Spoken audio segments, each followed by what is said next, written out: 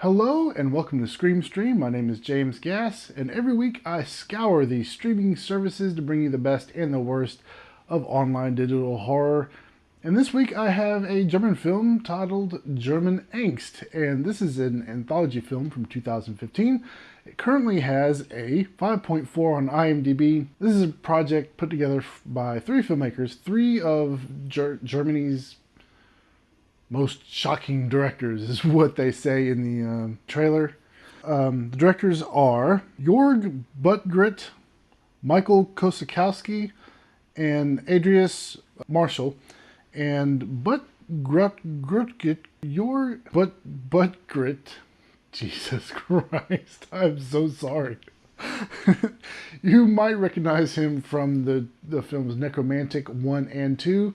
They are really strange German horror films about a couple who brings a dead body into their bedroom, and it's weird. That's one of those are those films that you watch just say you watched them. So the way I'm going to do this, I'm going to break this down into all three segments, basically, which have nothing to do with each other, by the way, and sort of review each of those individually, and then kind of discuss my thoughts on the film as a whole. The first film is called Final Girl, and this is the one directed by Jorg Buttgereit. I'm sorry. And it is the story of a final girl. And when we say final girl, we mean the last female character that survives, like a slasher film, monster movie, what have you. In this particular case, she has survived a completely different type of trauma, one that some of you might relate to, but it is a very human trauma. And she is the final sole survivor, the victim who becomes the victor, or it's almost like the prey become the hunter. Kind of like a role reversal kind of thing. And this stars Lola Gave and Axel Holst. Lola is a young actress, but does a really good job at presenting this sort of victimized character who is now cold-blooded, resentful, and ready to exact revenge on her tormentor, and she portrays that really well. Like every movement she makes in the film is very like cold, calculated, thought out, focused, like extremely focused. I thought it was brilliant. And then Axel Holst does a really good job portraying the character that he portrays, and I can't really talk. If I say what he does, then it just gives everything away, so I'm not going to do that. But he does a really good job because he has no speaking parts. It's all based around his movement, his facial expressions, his body language, all that stuff, and he does a phenomenal job. And that's something very difficult to do, is portray a character with no spoken parts, relying just on body language. So the actors did a great job. As far as the story goes, I enjoyed the story. I thought it was a very real story. I thought it was gory. There is a lot of gore in all three of these films. This one is definitely, if you're squeamish, you're not going to like this at all.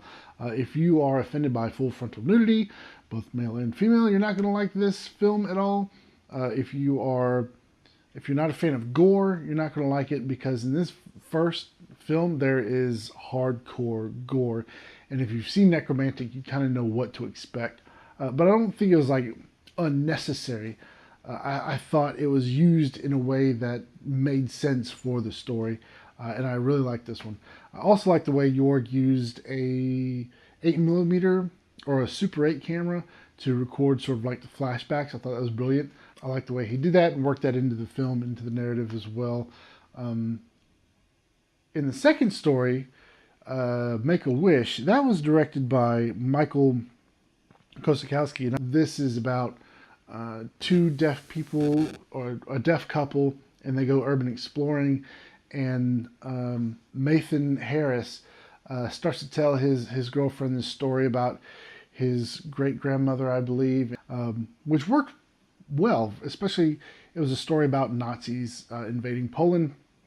Worked pretty well. Speaking of Nazis, this story was more about racial tensions It's really a social commentary on what we're seeing now in the world, with racism still happening, still goes on.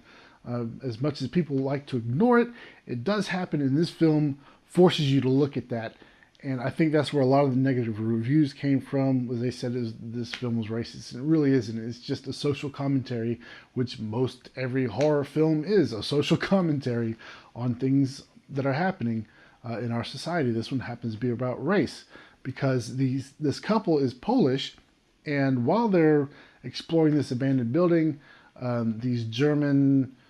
group of German thugs, or whatever you want to call them, hoodlums, run into them, and they start to terrorize them, and one of them happens to be English, and he jumps in on it too. So it really brings home the feeling that we still have racism in today's society. And then it kind of also takes that victim and that victimization role and reverses it. So the first two films have a similar theme involving victimization and role reversal, the victim becoming the victor, if you will. And the actors in this second story did a really great job. The intensity that they all brought to the characters they were playing was phenomenal. I mean, it really made you feel uncomfortable.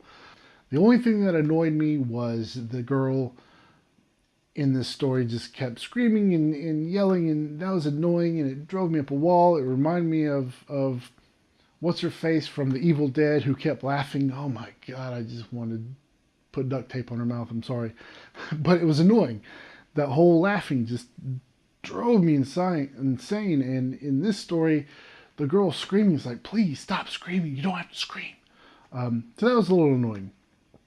But overall, the story was great. I thought it was awesome. The ending was like, wow, that was something. So that was a great story. And then the third one, I wasn't really into the third one that much, because it was a story about this guy who, like, his girlfriend got mad, walked out on him, so he decided to go online, find a date. And he found this date and said, hey, meet me at this club. So he went to this club, and she turned out to be some weirdo chick. And he followed her back to this secret organization, or this secret society, or whatever. And it's a place where people go and have like all their sexual desires realized. And it's really weird. Like, you take this drug and it's supposed to enhance like everything that you feel. And it just kind of got a little dull, and he was telling his story to his girlfriend, and the whole thing got a little weird. It went into sort of like this occult story. Kind of felt like it was all over the place for me. I wasn't really into it. And the ending, the very last scene, was just kind of like, what? How? Because you're watching these two people go at it, and then this monster thing pops up, and then all of a sudden it's not monster thing, and it's the next morning. I don't know. It just kind of was. It fell flat for me. It wasn't nearly as good as the first two, unfortunately. But the actors still did a really good job. Milton Welsh did a really good job at portraying this very sort of curious photographer. I thought all the actors in this film did a great job. I just didn't like the story. It just wasn't very good. It was too weird for its own good. Let's put it that way. But if you're a hardcore horror fan, you probably are, because you're watching this show, I definitely recommend the film. It is great. It only has a 5.4 on IMDb. I think it's extremely low. On Amazon, I saw this on Amazon Prime. The reviews on Amazon are just terrible reviews. Like, people would give it 1 star because it was in a foreign language. They were just really dumb 1-star reviews. I really enjoyed the film. I thought the look was great. The way it was shot was beautiful. Like, all the directors have a really unique way of presenting a story as far as framing and color usage. And I thought that when you watch these, you knew you were watching 3 distinct stories. They had nothing to do with each other. They weren't tied together in any way. It was just 3 directors presenting you 3 stories that happened to take place in Berlin. And I thought each of them have a very unique style of storytelling, and I enjoyed their styles. I like the way they composed each of their shots.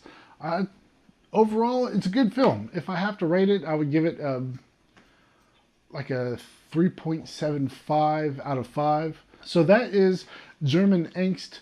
Please go check it out. Let me know what you think about the film in the comments below. Also, if you'd like to support the show, please check out the Patreon page over at patreon.com/screamstream. If you remember my audio podcast of this show that I did in 2014 and 2015, all of those previous episodes are still up on the Patreon page for free. You can go and download those and listen to those if you want to catch up. I think I might be missing some. If I am, let me know and I will upload them again for free.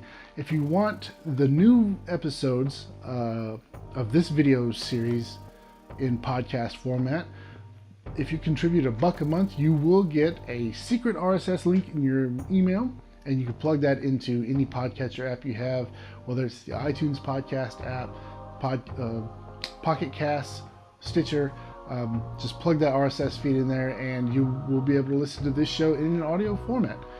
And it also helps me to create more content for you guys. And speaking of more content, I do want to do kind of like a horror vloggy sort of thing for this channel, because I come across a lot of cool horror related stuff over the week and I want to talk about it, but I don't want to put it in this show because I want this show to stay focused primarily on movie reviews.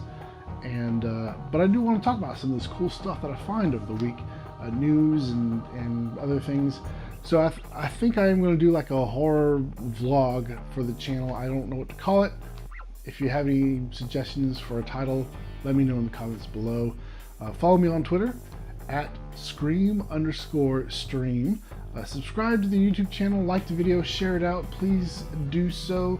And I think that's all I have for this week. And I will see you next Friday with another movie review. And stay tuned for that horror vlog. Peace.